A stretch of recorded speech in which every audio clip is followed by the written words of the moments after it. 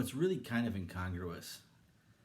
It's beautiful outside, it's sunny, it's bright, yet it also seems so dark.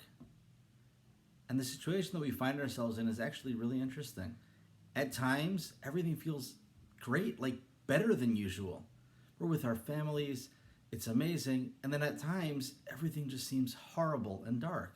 And how is it possible to have one situation seem both light and dark at the same time?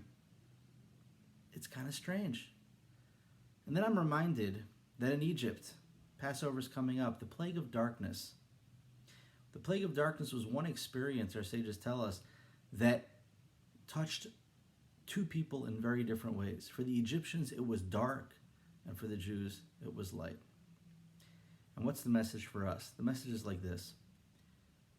When we look around at our lives, we have clarity now. We have clarity about what's important and what isn't important. The things that are important, life's important. Extras, shopping, luxuries, not important now. And then we go into our homes and we look around. And some of what we see in our life is incredibly bright.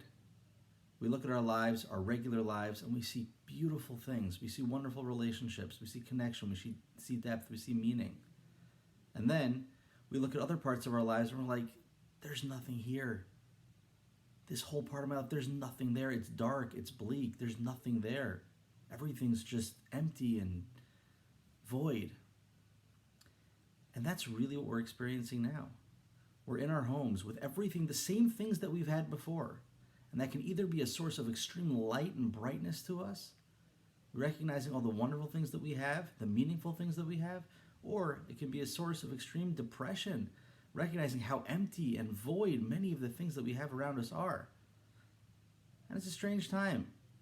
But if we take that, hopefully increase the brightness and diminish the darkness, we'll come out of this with a much better perspective and a much better brightness.